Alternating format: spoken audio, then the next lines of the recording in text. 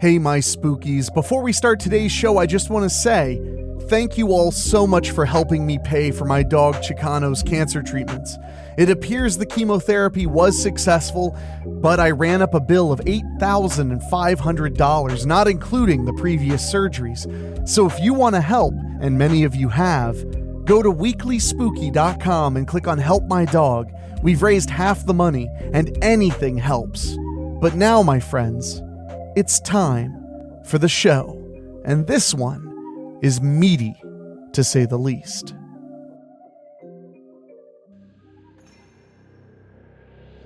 Many musicians talk a lot of smack, but not all of them have a violent history to back it up. That is, except of course for Tupac Shakur, who was murdered. But to this day, no one truly knows who was behind it. And why did they want him dead? And we'll explore that tonight. What you are about to hear is believed to be real, based on witness accounts, testimonies, and public record. This is terrifying and true.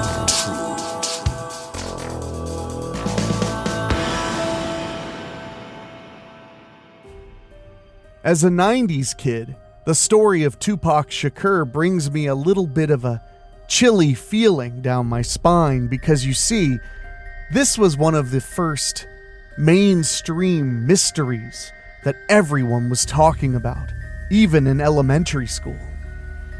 Why was Tupac killed? And who did it? And is he even truly dead?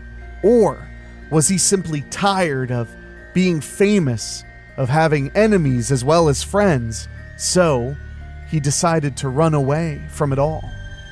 There are claims Elvis Presley did the same. There are claims Bruce Lee did the same. Is there anything to it? Or were they just so beloved no one wants to believe they're gone? We're gonna look into it after these quick words from our sponsors.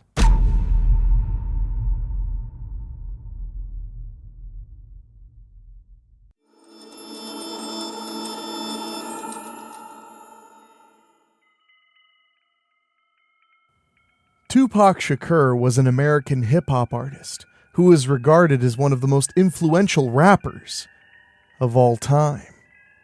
He was also the best-selling music artist of the time, with over 75 million records sold worldwide. Later in his career, he would be shot numerous times and survive, go to prison, and star in films that would become iconic black cinema. Tupac was shot and killed in a drive-by shooting in Las Vegas in 1996, and his death remains unsolved. Born Lasagne Parish Crooks in East Harlem, New York City, on June 16, 1971, Tupac Shakur was renamed Tupac Amaru, an indigenous cacique and the last descendant of the last Incan ruler, when he was a year old. Tupac's mother revealed that she had had him renamed.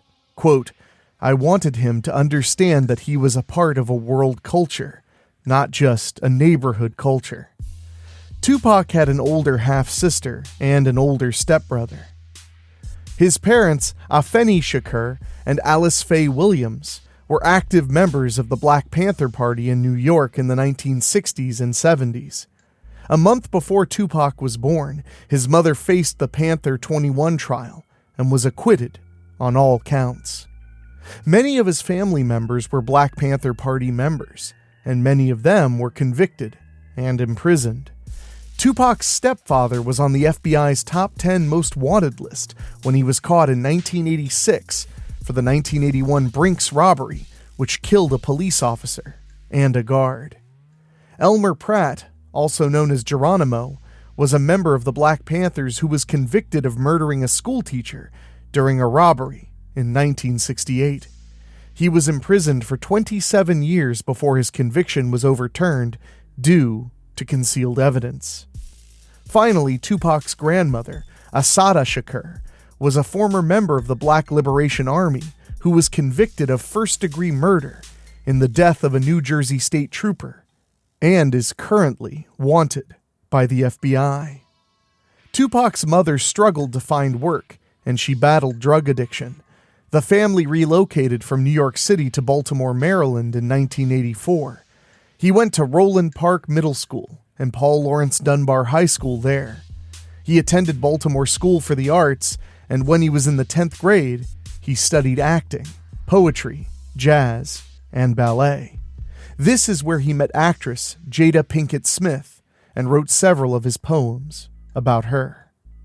Tupac's debut album, Tupacalypse Now, was released on November 12, 1991. With 500,000 copies sold, the album was certified gold.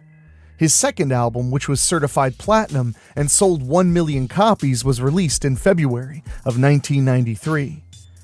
Tupac created the group Thug Life in 1993, which is also tattooed on his torso.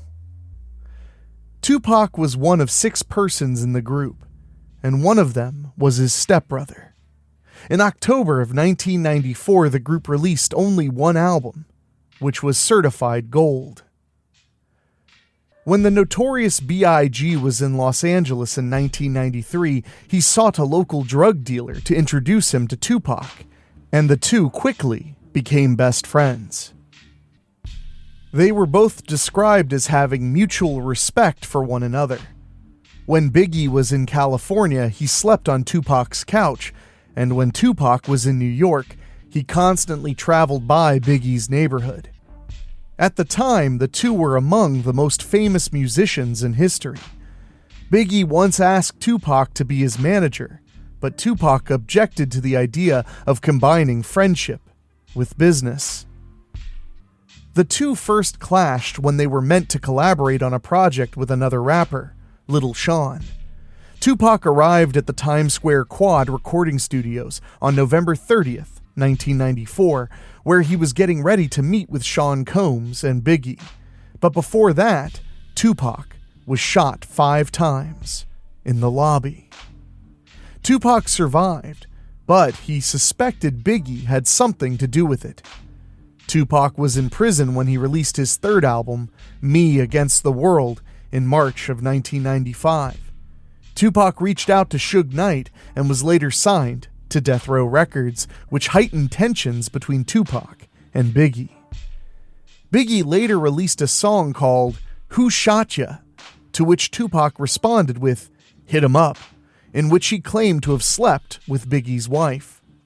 Tupac's fourth studio album, All Eyes on Me, was released on February 13th, 1996, and was certified 9 times platinum in June of 1998. Tupac was in Las Vegas, Nevada, on September 7, 1996, celebrating his business associate Tracy Robinson's birthday, and also attended the Bruce Seldon vs. Mike Tyson boxing match at the MGM Grand. Suge Knight was driving to Club 662 around 11:15 p.m. with Tupac in the front passenger seat. They were stopped at a red light when a white 4-door Cadillac sedan pulled up to the passenger side and began firing, striking Tupac 4 times, once in the arm, once in the leg, and twice in the chest, with one bullet penetrating his right lung. Officer Chris Carroll was the first officer on the scene, and he described Tupac's body as almost falling out of the car. Suge Knight was also hurt when shards struck him in the head. Suge Knight then began yelling, "Pac! Pac!" before the officer realized who had been shot. The officer stated, quote, "And the guy I'm holding is trying to yell back at him. He's sitting up and he's struggling to get the words out, but he can't really do it. I looked down and realized that this is Tupac Shakur." According to the officer, he asked Tupac who shot him. Quote, "And that's when I looked at him and said one more time, 'Who shot you?' He looked at me and he took a breath to get the words out, and he opened his mouth, and I thought I was actually going to get some cooperation. And then the words came out, 'Fuck you.'" Tupac was brought to the University Medical Center of Southern Nevada and placed on life support. Tupac Shakur was declared dead from internal bleeding 6 days later, on September 13th, 1996, at 4:03 p.m. His body was cremated the following day. An investigation was launched to find out who murdered Tupac. Former LAPD detective Greg Kading led a special task force that discovered evidence that Sean Combs hired Crips member Dwayne Keith to kill Suge Knight and Tupac for $1 million. Sean Combs has denied all allegations that he was involved in Tupac's death.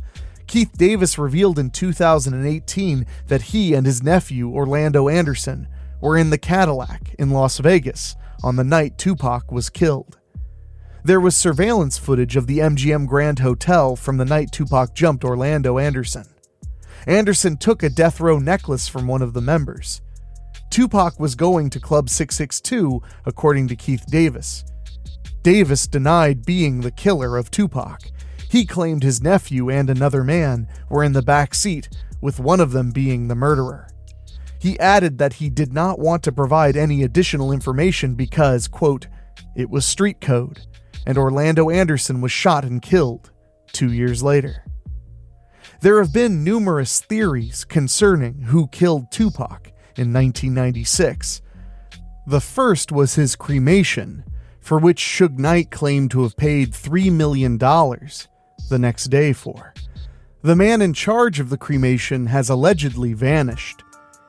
Many people then discovered that Tupac's social security number was not included in the death index.